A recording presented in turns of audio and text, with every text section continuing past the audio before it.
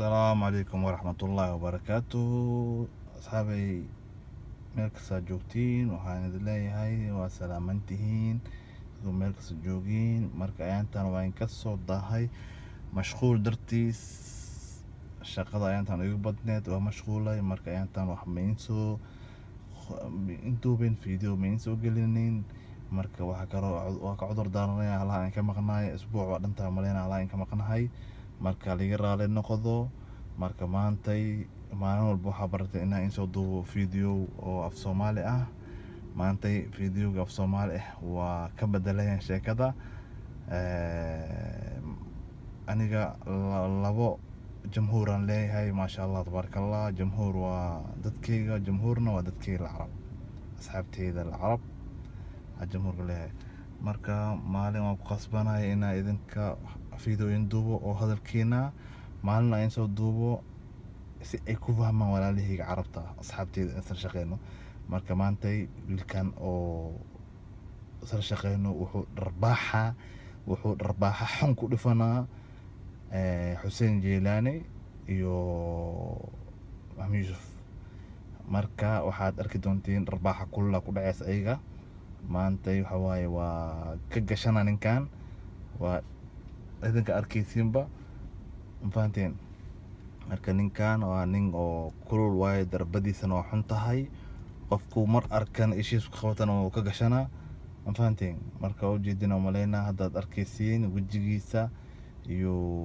siduu u hadlaayo asiga sax bil carabi ku hadlaa bas ninkii fahmayo waa fahmaa ninkii fahmi karin oo insha Allah soo video oo af Soomaali arki doonta insha Allah soo duubi doona marka xigta markaan marka marna idinkaan soo duuba marna iga aan ka duuba marka iyaga markay waxay jecel yihiin markay qalad ku arkaan waxa waaye waa ka gashanayaan marka waa arkaysiin si u gashanayaan soo u gashanay wiilkan waa arkaysiin asiga iyo wiil kala jiray walaalkiis ah oo tar shaqeyno asxaabteena waa badan yihiin marka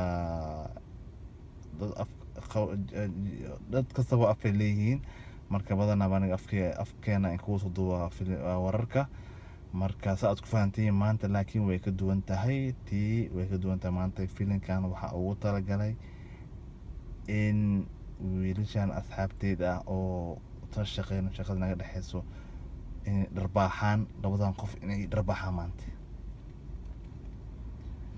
waa u tagay waa la hadlay mar hore ogaayeen dharbaaxadan inay ku dhuftaan mar hore rabeen waa xishoonayeen ilaa hadda marka waxay soo goosteen labadan qof waa dharbaaxina amalno mafahantaad marka Hussein iyo Maxow dharbaaxa kullu u taal maanta dharbaaxa adaga u taal dharbaaxa ay iska celi karin maartay u taalo xun marka kulibo ayaga awal mar dharbaax jirin ninkan dharbaaxa ma ku geenin min dharbaaxa laakiin waa u qarsanaay hal dharbaaxda hay hal madkalna dharbaaxda ku darsaday marka dharbaaxa kulul majidin arkaysiin oo dhiig korka meesha laga sar dhiig ma soo baxay dharbaaxa xun ku dhufanaa ma fahanteen marka idinka arki doontiin wiilkan wiil shaqeyna waaye shaqada iskala shaqeynaa waa wiil asxaabkeena laakiin isku dad manihin kala afaanahay dib ma laha laakiin anaga waa fahmayna asiga wana fahmaayo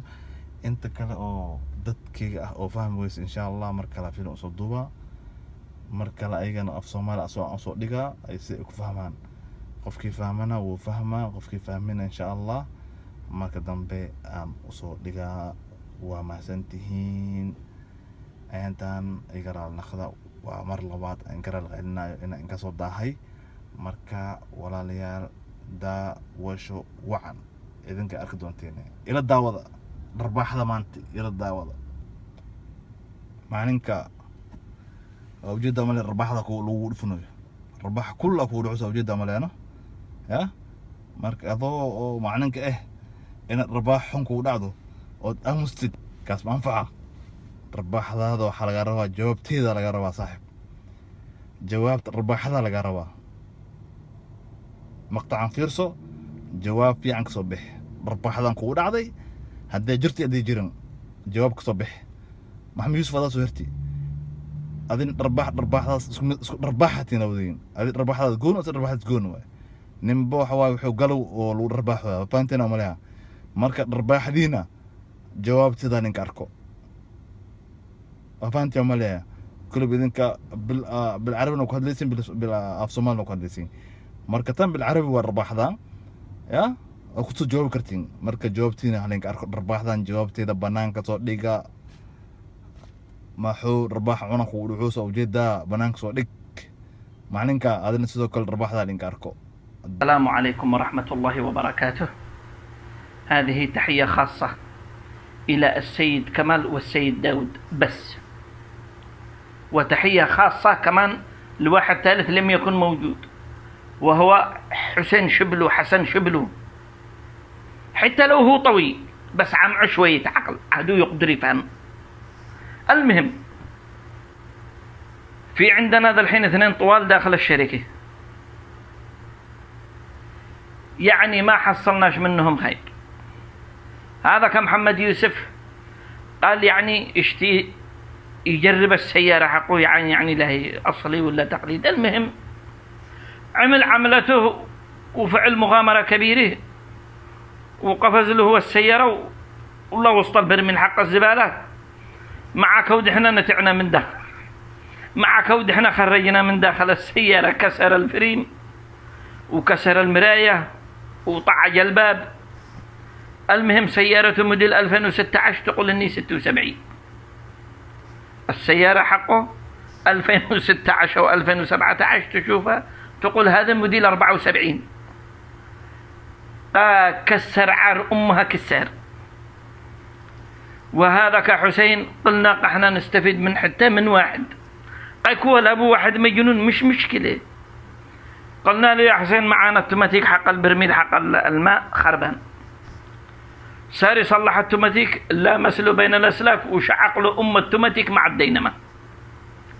ما بعدين لا درينا كيف نتوضي ولا درينا كيف نتروش ولا درينا كيف نغسل وجهنا. هذه شكوى اليك خاصة، هذا رقم 1 الى حسين شبلو، حسن شبلو. انا اقول لك اديت لنا اطول اثنين يعني اطول 2 داخل الشركة، حسين ومسمى ومحمد يوسف. يعني ما حصلنا منهم شيء، يعني ما حصلنا منهم شيء، ما بلا الخراب. يعني تخيل مندوبين وما بش معهم عقول. بس هذا انا اول مرة تدخل عقلي، انا مانيش مصدق. يعني 2 مجانين طوال وقال لك يعني مندوبين. هذاك قفز له وصل برميل حق الزبالة، وهذاك عمل لنا عملته وخلينا على ذيك بغير ما بغير مرعى. يعني انا ما نكلم، انا ما نشتكي. انا يعني هم يبكروا بالصبح اللي يطلعوا لي الضغط انا ونصرت وطارق بس. قراسي صلع منهم، ما انا قراسي صلع. انا اشتيك ترجع يا شبلو، اشتيك ترجع ضروري، ضروري ترجع علشان تعلمهم كيف العمل، كيف الشغل، يفتحوا دماغهم شوية. ما يا أخي ما يصير كذا يا أخي، سيبتنا ومشيت والدنيا بعدك صارت شمات.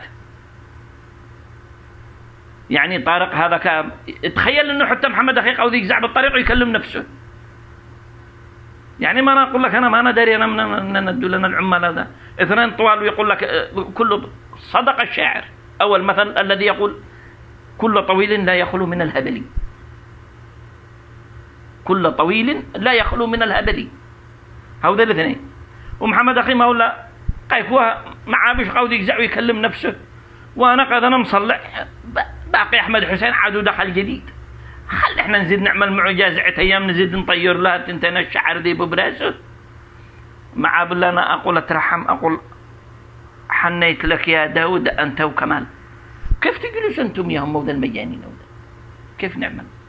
أنا لما نشتكي أتقدم بشكوى إلى السيد داود وإلى السيد كمال وإلى السيد حسن شبلو.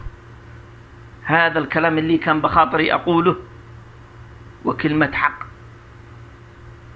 أنا قهلي لهان، أنا بغران لهان. وعليكم السلام ورحمة الله وبركاته.